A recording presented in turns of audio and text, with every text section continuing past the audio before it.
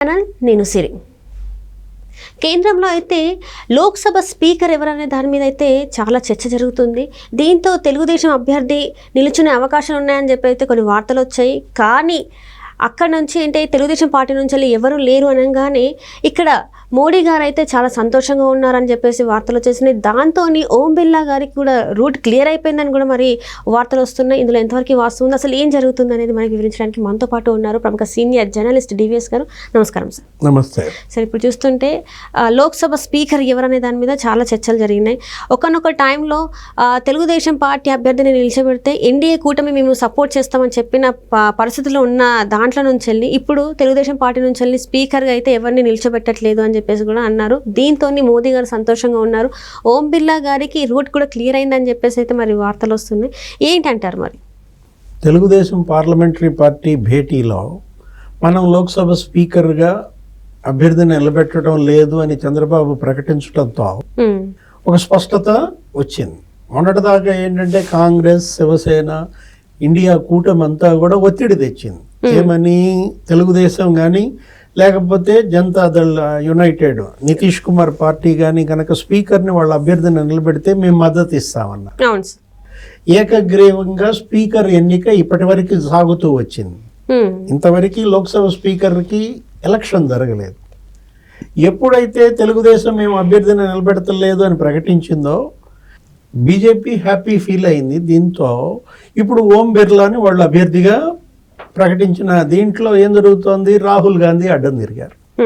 ఆయన కాంగ్రెస్ తరఫున ఆ కేరళ ఎంపీ సురేష్ని పోటీకి పెట్టారు. ఇద్దరు నామినేషన్లు వేశారు. మొదటిసారి లోక్సభ స్పీకర్ ఎన్నిక జరుగుతోందన్నమాట. ఇప్పుడు కూటమికి పూర్తి మెజారిటీ ఉంది. ఏది? అటు బీజేపీ, ఇటు తెలుగుదేశం, జేడీయూ, ఈ పార్టీలన్నీ కూడా. కానీ డిప్యూటీ స్పీకర్ కాంగ్రెస్కి ఇవ్వలేదు అన్నటువంటి దీంతో కాంగ్రెస్ అడ్డం తిరిగి ఇప్పుడు ఈ ఎన్నిక పెడుతోంది.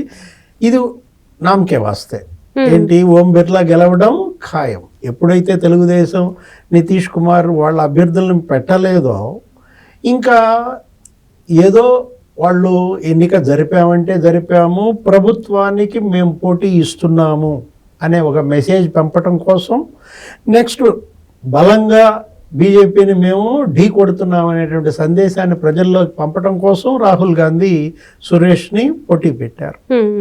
అందరూ ఏమనుకున్నారంటే అప్పట్లో బాలయోగి లాగా, ఏది వాజ్పేయి ప్రధానిగా ఉన్నప్పుడు ఎన్డీఏ 1 ప్రభుత్వంలో లోక్సభ స్పీకర్గా తెలుగుదేశం బాలయోగి ఉన్నాడు.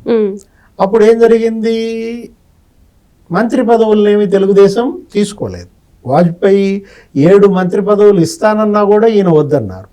తనకి నిధులు వస్తే చాలు, ఉమ్మడి ఆంధ్రప్రదేశ్ అభివృద్ధికి మీరు నిధులు కేంద్రం నుంచి ఇవ్వండి, సంస్థలని ఏర్పాటు చేయండి అని రాష్ట్రాభివృద్ధి లక్ష్యంగా మంత్రి పదవులను ఆయన వదిలేసుకున్నాడు. ఎవరు? తెలుగుదేశం చంద్రబాబు. అప్పుడు తెలుగుదేశం చేసినటువంటి త్యాగానికి ప్రతిఫలంగా వాజ్పేయి కూడా ఆంధ్రప్రదేశ్ చంద్రబాబు ప్రభుత్వం ఏదడిగితే అది అప్పుడు మంజూరు చేసిన ఉదంతం మనం చూసాం.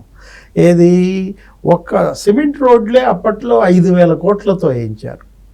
గ్రామ గ్రామాన నీకు తెలుసు ఆ జన్మభూమి అనే ఒక స్కీమ్ తీసుకొచ్చి 19 విడతలు జన్మభూమిలో ఊరూరా సిమెంట్ రోడ్లు వేయగలిగారంటే అప్పుడు వాజ్పేయి ఇచ్చినటువంటి ఆ నిధులు అన్నమాట. ఆ తర్వాత ఇవన్నీ కూడా అప్పుడు వచ్చినాయి. ఏది? హైదరాబాద్ డెవలప్మెంట్ అంతా కూడా వాజ్పేయి ప్రధానిగా, చంద్రబాబు ఉమ్మడి రాష్ట్ర సీఎంగా ఉన్నప్పుడే శంషాబాద్ ఇంటర్నేషనల్ ఎయిర్పోర్టు 5,000 ఎకరాలతో అది తీసుకోవటం కానీ, నెక్స్ట్ ఈ 218 కిలోమీటర్ల ఔటర్ రింగ్ రోడ్డు హైదరాబాద్ చుట్టూతా అది రావటం కానీ, ఆ తర్వాత అసలు సైబర్ టవర్స్, ఏది? ఐటీ ఇన్ఫర్మేషన్ టెక్నాలజీకి పునాది వాజ్పేయి చంద్రబాబు వేసిందే అన్నమాట.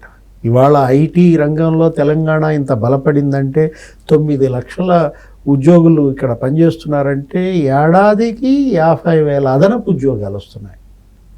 నీకు సంవత్సరానికి 2.5 లక్షల కోట్ల ఐటీ ఎగుమతులు జరుగుతున్నాయి.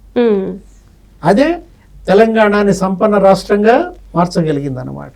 అదే కాదు, ఇప్పుడు ఇవి ఉన్నాయి. ఏది? ఈ జినోమ్ వ్యాలీ, నీకు వ్యాక్సిన్ హబ్గా హైదరాబాద్ ఇవాళ ఏర్పడిందంటే 70 దేశాలకి ఇక్కడ తయారయ్యే వ్యాక్సిన్ ఎగుమతి చేస్తున్నారంటే అప్పుడు వాజ్పేయి చంద్రబాబు ఇక్కడ ముఖ్యమంత్రిగా, ఆయన అక్కడ ప్రధానిగా, ఈ జినోమ్ వ్యాలీ ఏర్పాటే దీనికి ఒక ఫౌండేషన్ ఏర్పడింది అనమాట. బయోటెక్నాలజీ, ఇన్ఫర్మేషన్ అండ్ టెక్నాలజీ, ఈ వందలాది ఇంజనీరింగ్ కాలేజీలు కూడా అప్పుడే వచ్చాయి.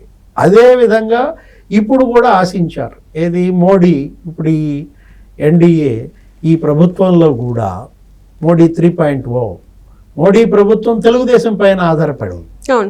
తెలుగుదేశం ఎంపీలు 16 మంది మద్దతు మీద ఆధారపడినప్పుడు ఇవాళ మరి ఆంధ్రప్రదేశ్కి కేంద్రం నుంచి కూడా రాబోయే 5 ఏళ్ళు ధారాళంగా నిధులు వచ్చే అవకాశం ఉంది. ఇప్పుడు విభజన చట్టం హామీలు అమలు చేయాలి, విశాఖ స్టీల్ ప్రైవేటీకరణ ఆగాలి, కడప స్టీల్ ప్లాంటు మరి విభజన చట్టం హామీల్లో ముఖ్య అంశం, అది బిల్డప్ జరగాలి. నెక్స్ట్ మెట్రోలు రావాలా, ఎక్కడ విజయవాడ, ఇప్పుడు అమరావతిలో కానీ, నెక్స్ట్ విశాఖపట్నం మెట్రోస్ కానీ, పెట్రోలియం కాంప్లెక్స్ మనం చూసాం కాకినాడ. దీంట్లో ఇప్పటికే చంద్రబాబు ఆ 5 ఏళ్లలో ఏది మొదటి 3 ఏళ్ళు ఎన్డీఏ మోడీ 2.0లో ఉన్నప్పుడు నీకు తెలుసు ఎలా జరిగిందో. 1.0లో ఏంటి, అత్యున్నత విద్యా సంస్థలు 11 ఏర్పాటు చేశారు. ఎయిమ్స్ మంగళగిరిలో అప్పుడే వచ్చేసింది. దగ్గర నీకు 1500 కోట్లతో ఎయిమ్స్ సేవలు ఇవాళ అక్కడ అందుతున్నాయి ఆంధ్రప్రదేశ్లో, వైద్య సేవలందరికీ కూడా. స్టార్టప్ విలేజ్ డెవలప్ అయింది విశాఖపట్నంలో కూడా, 100 స్టార్టప్ కంపెనీలు. కాకపోతే జగన్మోహన్ రెడ్డి పాలనలో 5 ఏళ్లలో మళ్ళా అంతా ధ్వంసం అయింది. మళ్ళా పునాదుల నుంచి ఇటుక పేర్చుకుంటూ రావాలి. కేంద్రం నుంచి మరి సహకారం ఉండాలి. ఆంధ్రప్రదేశ్ అప్పుడే ఇక్కడ నిలబడగలదు. ఇవాళ విభజన జరిగినప్పుడు 16,000 కోట్ల లోటు, ఇవాళ మరి ఎంత అయిపోయింది, 3 రెట్లు పెరిగిన దీంట్లో 13 లక్షల కోట్ల అప్పుల్లో మునిగిపోయిన దీంట్లో కేంద్రం సహకారం ఇవాళ ఆక్సిజన్ దేనికి, ఆంధ్రప్రదేశ్కి. దానికోసమే మొన్న పార్లమెంటరీ పార్టీ భేటీలో కూడా చంద్రబాబు చెప్పారు, ఏమని, లోక్సభ స్పీకర్ పదవి మనం తీసుకోవటం లేదు. కారణం ఏంటంటే అంటే రాష్ట్ర ప్రయోజనాలే మనకి ముఖ్యం అంటూ. ఇప్పుడు కేంద్రంలో ఉన్న మంత్రులు ఎవరు, పెమ్మసాని చంద్రశేఖర్ కావచ్చు, లేకపోతే ఈయన ఎవరు, రామ్మోహన్ నాయుడు, నెక్స్ట్ బీజేపీ మంత్రి శ్రీనివాస వర్మ, వీళ్ళందరూ ముగ్గురు కూడా ఇవాళ కేంద్రం నుంచి నిధులు తీసుకురావాలని ఎంపీలకు కూడా బాధ్యతలు అప్పచెప్పారు. 3 శాఖలు ఒక్కొక్క ఎంపీ తీసుకుని ఆ శాఖల్లో కేంద్రం నుంచి నిధులు రాబట్టేటట్టుగా ప్రతి ఎంపీకి 3 శాఖలు అప్పచెప్పిన ఇది మనం చూసిన. ఇవాళ తెలుగుదేశం పార్టీ ఎంపీల యొక్క ముఖ్య లక్ష్యం ఏంటంటే కేంద్రం నుంచి ఎంత పెద్ద ఎత్తున నిధులు తీసుకురాగలరు, అప్పుల్లో నుంచి ఆంధ్రప్రదేశ్ని ఎలా బయట వేయగలరు, పెట్టుబడులు ఎలా రాబట్టగలరు, పారిశ్రామికీకరణని ఏ విధంగా వేగవంతం చేయగలరు, ఆ తర్వాత ఉపాధి కల్పన, పేదరిక నిర్మూలన, విభజన చట్టం హామీలు అమలు, వీటన్నిటి లక్ష్య సాధన కోసం తెలుగుదేశం ఎంపీలు స్పీకర్ పదవిని త్యాగం చేసినట్లుగా మనం ముఖ్యమంత్రి చంద్రబాబు చెప్పడం చూసామన్నమాట. ఇది ఇప్పుడు తెలుగుదేశాన్ని అడ్డం పెట్టుకుని బీజేపీని సాధిద్దామనుకుని రాహుల్ ఎత్తు చిత్తయిందన్నమాట. దాంతో ప్రధాని మోడీ హ్యాపీ. ఇప్పుడు తెలుగుదేశం మరి ఈ విధంగా వాళ్ళకి లోక్సభ స్పీకర్ ఎన్నికల్లో మద్దతు ఇచ్చినందుకు కృతజ్ఞతగా ప్రధాని మోడీ కూడా రేపు ఆంధ్రప్రదేశ్ అడిగినన్ని నిధులు ఇచ్చే అవకాశం ఉంది. రాబోయే 5 ఏళ్ళు కేంద్ర సహకారంతో తెలుగుదేశం, జనసేన, బీజేపీ ఎంపీల పైన వాళ్ళ ప్రజలు బృహత్తర బాధ్యత పెట్టారు. Thank you so much. నమస్తే.